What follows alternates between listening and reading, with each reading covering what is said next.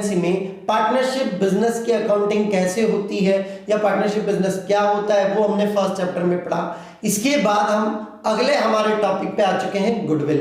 Goodwill क्या होता है, पार्टनरशिप बिजनेस में इसके क्या मायने होते हैं, इसके वैल्यूएशन कैसे किए जाते हैं, ये सारी चीजें हम इस टॉपिक में पढ़ेंगे, पर इसको बारी बारी से पढ़ेंगे। तो पहला हमारा टॉपिक होगा गुडविल में बेसिक जानकारी लेना कि गुडविल क्या होता है। एक्चुअल में बिजनेस की जो रेपुटेशन होती है उसको बिजनेस की गुडविल कहा जाता है, या बिजनेस की क्रेडिट जो होती है उसको गुडविल कहा जाता है। अब बिजनेस की रेपुटेशन या गुडविल कैसे होती है, क्रेडिट कैसे होती है वो समझिए। मान लिया जाए कि ये एक बिजनेस है जिसको 2 लाख रुपीस इन्वेस्ट करके स्टार्ट किया गया है। अब इस बिजनेस को 10 साल हो जाते हैं, 10 इयर्स हो जाते हैं इस बिजनेस को। अब जब इस बिजनेस को 10 साल पूरे हो चुके हैं तो कुछ ग्राहक इसके पक्के हो जाते हैं जो इसी दुकान पर आते हैं, मतलब कि इसका एक कम से कम प्रॉफिट बन जाता है कि हाँ भैया 10% प्रॉफिट तो कहीं नहीं गया, 10% तो हम कमाई लेंगे, या दिन का 500 रुपए तो कहीं नहीं गया, दिन का 500 रुपए तो आ ही जाता है। परंतु जब एक नया बिजनेस होता है, बिल्कुल नया, जैसे ये एक नया बिजनेस है, अब इसकी कोई गारंटी नहीं है कि दिन में ग्राहकी कितनी होगी या साल भर में कितना रिटर्न मिलेगा, है ना। तो नए बिजनेस की कोई भी रेपुटेशन नहीं होती है, वहीं पुराने बिजनेस की अपनी एक रेपुटेशन होती है। क्यों होती है? क्योंकि ग्राहक उसको पहचानने लगते हैं और ग्राहक मार्केट में उसकी एक पहचान बन जाती है, और मार्केट में जो पहचान बिजनेस की बनती है उसी को गुडविल कहा जाता है। उस पहचान के भरोसे ही वह बिजनेस प्रॉफिट अर्न करता है, और उसी पहचान को, उसी रेपुटेशन को, उसी क्रेडिट को गुडविल कहा जाता है। अब ये जो पहचान बनती है या ये रेपुटेशन जो बनती है, क्यों बनती है? जैसे ये बिजनेस बहुत फेमस है, क्यों फेमस है? नंबर 1,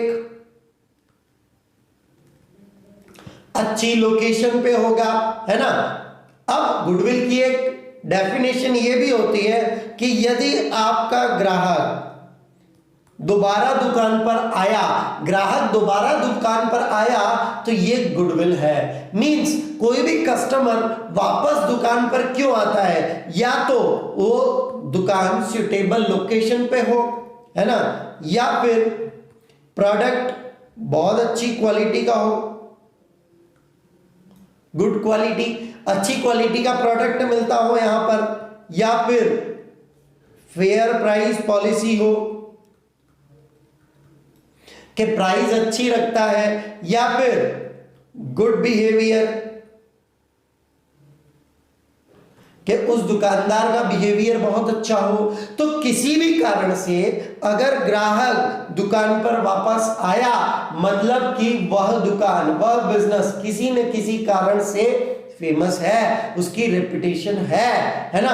तो बिजनेस जो इस रेपुटेशन की बदौलत पैसा कमाता है तो हम क्या कहेंगे कि बिजनेस की गुडविल है, और वो गुडविल उस बिजनेस को प्रॉफिट अर्न करने में हेल्प कर रही है। तो बिजनेस को बिजनेस की जो भी रेपुटेशन या क्रेडिट होती है उसको बिजनेस की गुडविल कहा जाता है, और गुडविल की मदद से बिजनेस क्या करता है? प्रॉफिट अर्न करता है। अब इसको एक और एग्जांपल से हम समझेंगे पार्टनरशिप बिजनेस के पॉइंट ऑफ व्यू से। मान लिया जाए कि ए और बी एक बिजनेस करते हैं, मिलकर बिजनेस करते हैं, दोनों पार्टनर हैं, है ना। अब ये 1:1 बराबर के पार्टनर हैं। ए ने पैसा लगाया था 2 लाख, बी ने पैसा लगाया था 2 लाख। ये इन्होंने कैपिटल इन्वेस्ट की थी, इनकी कैपिटल है ये, ए और बी की कैपिटल है 2 लाख और 2 लाख। अब सी एक और बंदा है मार्केट में जो कहता है कि भैया ए और बी मुझे अपना पार्टनर बना लो, मैं भी आपको 2 लाख रुपए देने के लिए तैयार हूं, है ना, मुझे अपना पार्टनर बना लो, मैं भी 2 लाख रुपए के देने के लिए तैयार हूं।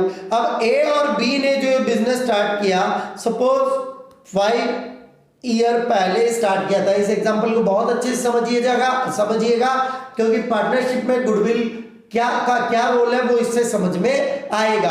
अब सी इनकी पार्टनरशिप में एडमिट होना चाहता है, उसके पास कितने पैसे हैं, 2 लाख रुपए। सी के पास 2 ऑप्शन है कि या तो वो अपनी अलग से दुकान लगा ले जिसका मालिक वो स्वयं होगा और कोई नहीं, या फिर वो ए और बी को ज्वाइन कर ले। तो ए और बी को जब वो ज्वाइन कर लेगा तो इनकी पार्टनरशिप हो जाएगी ए बी सी की, और तीनों बराबर बराबर प्रॉफिट बांट लेंगे, है ना।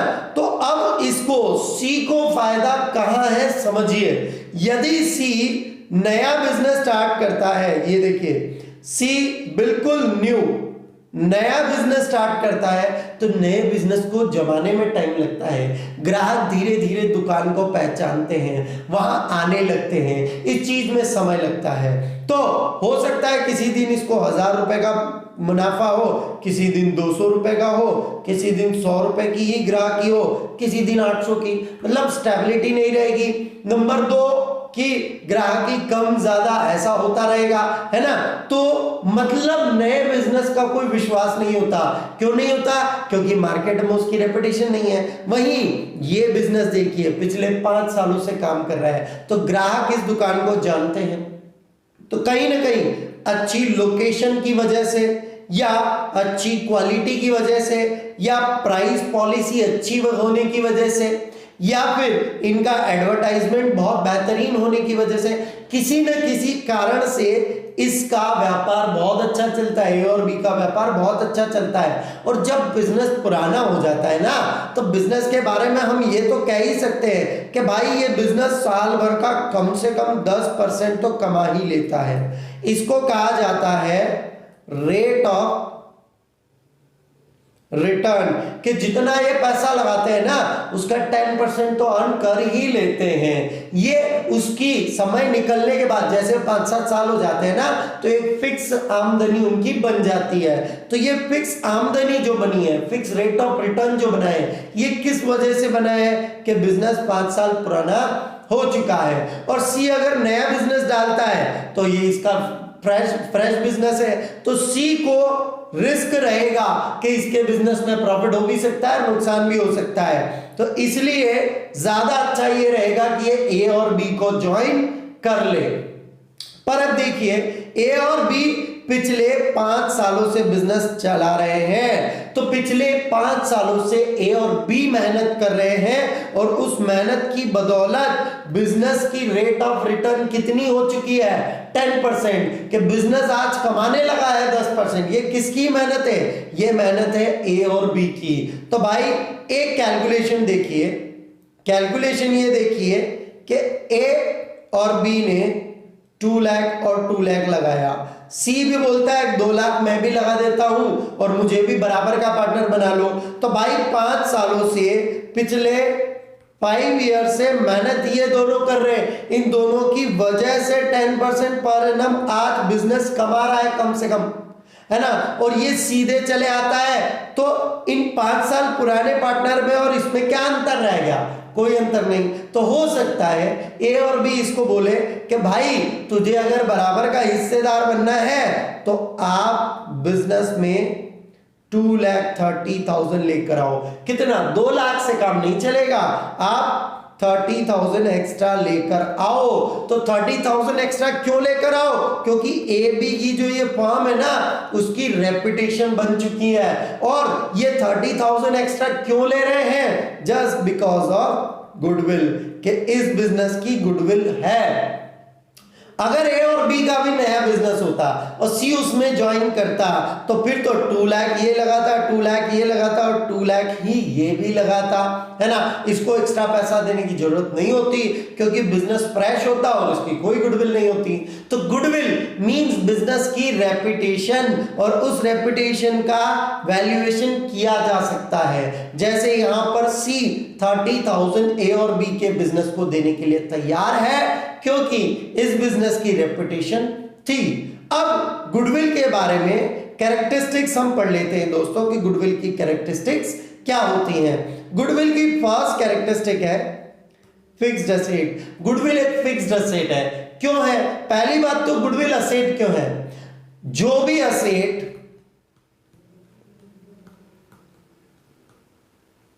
Help to earn profit. Business के जो भी रिसोर्सेज बिजनेस को प्रॉफिट अर्न करने में हेल्प करते हैं वो उसकी असेट होती है। अब फिक्स्ड असेट, जो असेट मोर देन 1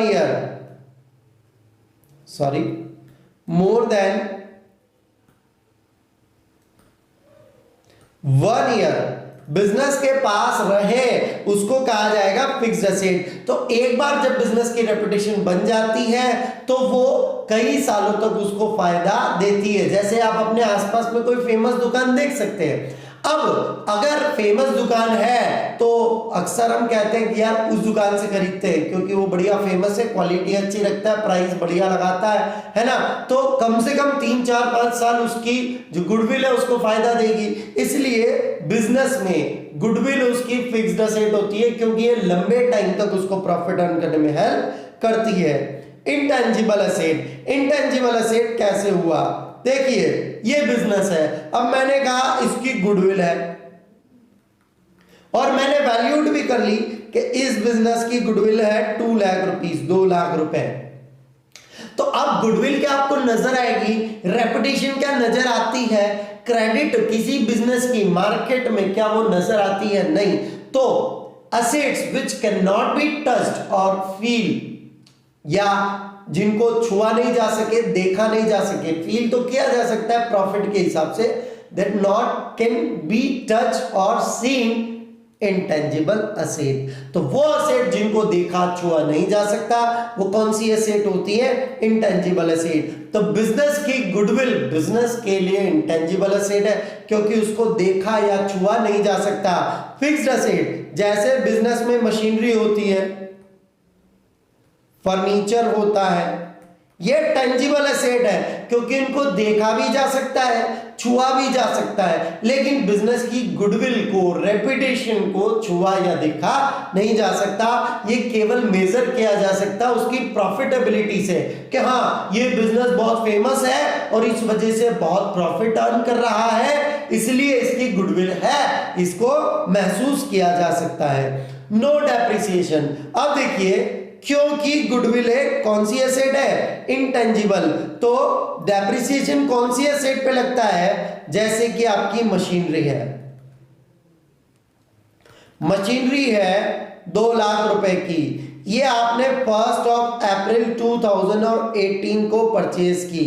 अब इस मशीन को जैसे 1 साल हो गया, 1 ईयर, तो 1 साल के बाद इसकी वैल्यू कम हो जाएगी। मान लो 1 साल के बाद इसकी वैल्यू रह जाती है 1,60,000, तो हम कहेंगे कि 40,000 का डेप्रिसिएशन लग गया क्योंकि मशीन चलते चलते घिस गई, चलते चलते उसकी कैपेसिटी कम हो गई या उसकी क्षमता कम हो गई। पर गुडविल तो जितनी पुरानी होगी उतना ही बढ़िया है। मतलब रेपुटेशन जितनी ज्यादा पुरानी है, जितनी फेमस, जितने साल पुरानी दुकान है उतनी फेमस ज्यादा होगी। तो गुडविल पे आप डेप्रिसिएशन नहीं लगा सकते क्योंकि जैसे जैसे टाइम बढ़ता है गुडविल बढ़ती है। दूसरी बात, ये तो एक इंटेंजिबल असेट है तो इस पे डेप्रिसिएशन आप लगा भी नहीं सकते। प्रॉफिट अर्निंग कैपेसिटी, बिजनेस की प्रॉफिट अर्निंग कैपेसिटी होती है गुडविल, है ना। देखिए गुडविल के बारे में ये है, गुडविल और प्रॉफिट। अगर कोई बिजनेस लगातार अच्छा प्रॉफिट अर्न कर रहा है ना, कंटिन्यू प्रॉफिट अर्न कर रहा है, तो कंटिन्यू प्रॉफिट अर्न करने से वो फेमस हो जाता है। मतलब हम कह सकते हैं कि प्रॉफिट अर्निंग से गुडविल क्रिएट होती है और एक बार जब गुडविल क्रिएट हो जाए तो वही गुडविल प्रॉफिट अर्न करने में हेल्प करती है। जैसे कोई बिजनेस लगातार बढ़िया, कोई भी दुकान है बढ़िया बिजनेस कर रही है, लगातार प्रॉफिट अर्न कर रही है, 5 साल हो गए, 10 साल हो गए, लगातार प्रॉफिट अर्न कर रही है, तो फिर तो वो फेमस हो गया। अच्छा, कोई बिजनेस लगातार 4 सालों से लॉस में जा रहा है, तो 4 सालों से लॉस में क्यों जा रहा है? क्योंकि वो फेमस नहीं होगा बिजनेस, उसकी क्रेडिट नहीं होगी, ग्राहक ज्यादा नहीं आते होंगे, तो लॉस की वजह से गुडविल नहीं बनती है। तो अगर बिजनेस लगातार लॉस कर रहा है तो वहां गुडविल है ही नहीं। गुडविल केवल बनती है प्रॉफिट की वजह से, तो प्रॉफिट से गुडविल क्रिएट होती है और एक बार जब गुडविल क्रिएट हो जाती है फेमस हो जाता है बिजनेस, तो ऑटोमेटिक वो गुडविल फिर प्रॉफिट को क्रिएट करने लगती है। मतलब हम कह सकते हैं प्रॉफिट अर्निंग से गुडविल बनती है और गुडविल प्रॉफिट अर्न करने में हेल्प करती है। दोनों लगभग एक ही चीज है। Saleable asset, saleable asset means goodwill को सेल भी किया जा सकता है। गुडविल को सेल कैसे किया जा सकता है समझिएगा। ये एक बिजनेस है, कोई दुकान है, किसी मोहल्ले की फेमस दुकान है ना, नाश्ते की दुकान समझ सकते हैं, किराने की दुकान, साड़ी की दुकान, किसी भी तरह की दुकान है। मान लिया जाए कि ये क्लोथ मार्केट है, ये क्लोथ की शॉप है, यहाँ पर रेडीमेड गारमेंट्स मिलते हैं। तो अब देखिए इस बिल्डिंग की कीमत है 2 लाख रुपए, इसमें जो फर्नीचर लगा है वो 1 लाख रुपए का है, ठीक है। इस दुकान की बिल्डिंग की कीमत 2 लाख रुपए है, फर्नीचर की कीमत 1 लाख है और इसके अंदर जो गुड्स पड़ा है वो 50,000 रुपए का है। इस तरह से हम कह सकते हैं कि बिजनेस की, इस पूरे बिजनेस की जो प्राइस है वो होती है 2.5 लाख रुपए।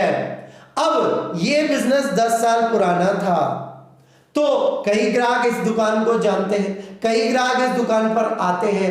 आप यदि नई दुकान खोलोगे तो ग्राहक एकाएक तो वहां आएंगे नहीं, दुकान पुरानी होगी तो ग्राहक पहचानने लगेंगे, और ये दुकान तो 10 साल पुरानी है। तो इसका मालिक बोलता है कि मैं दुकान बेचूंगा तो 3 लाख रुपीस, 3 लाख रुपए लूंगा, है ना।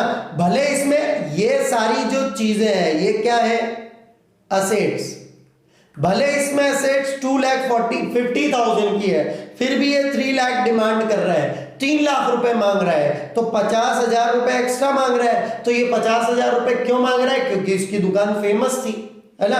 और सामने वाला यदि देने के लिए तैयार हो जाता है, हाँ ठीक है मैं 3 लाख रुपीस में भी इसको लेने के लिए तैयार हूं, तो वो 50,000 की चीज का दे रहा है, फिर गुडविल का। मींस 2,50,000 में तो उसने अदर असेट परचेज की और 50,000 में उसने गुडविल परचेज की। तो मतलब गुडविल सेलेबल एसेट है क्योंकि उसको बेचा जा सकता है, परंतु गुडविल तभी बेची जा सकती है जब बिजनेस बेचा जाए, है ना। या फिर किसी ब्रांड नेम को बेच सकते हैं। जैसे आप अगर सोचें, आप कहें कि मुझे अपने बिस्किट पे ना पार्ले जी लिखना है, कि मैं एक बिस्किट प्रोड्यूस कर रहा हूं उसके ऊपर पार्ले जी लिखना है, तो पार्ले जी कंपनी उसके ऊपर केस कर देगी कि भैया नहीं लिख सकते। अगर आप पार्ले जी कंपनी से खाली इतनी सी परमिशन लेते हो कि मेरे बिस्किट के ऊपर मेरे को पार्ले जी लिखना है ना, इसकी परमिशन दे दो, तो वो करोड़ों रुपए ले सकता है आपसे कि भैया 1 करोड़ रुपए दे दो और नाम लिख दो। तो उसने अपनी नेम की रेपुटेशन आपको दे दी, उसके बिजनेस की रेपुटेशन आपको दे दी 1 करोड़ रुपए में। तो इस तरह से गुडविल ली और दी जा सकती है, सेलेबल एसेट है। तो ये दोस्तों गुडविल की कुछ कैरेक्टरिस्टिक्स थी और गुडविल के बारे में बेसिक नॉलेज था। और गुडविल क्यों क्रिएट होती है, अच्छी लोकेशन की वजह से या क्वालिटी की वजह से, फेयर प्राइस की वजह से, ये गुडविल के बारे में सामान्य जानकारी थी। अब गुडविल वैल्यूएशन हम नेक्स्ट वीडियो में पढ़ेंगे। यहां हमने केवल गुडविल का बेसिक इंफॉर्मेशन लिया, उसके अलावा गुडविल वैल्यूएशन भी हम सिखाएंगे आपको। उसके साथ गुडविल का पार्टनरशिप बिजनेस में कहां और कैसे कैसे काम आता है वो भी हम आगे टॉपिक में पढ़ेंगे। तो उम्मीद करता हूं कि ये वीडियो आपको पसंद आया होगा। प्लीज इस वीडियो को लाइक कीजिए, शेयर कीजिए और सब्सक्राइब कीजिए हमारा चैनल। बहुत बहुत धन्यवाद।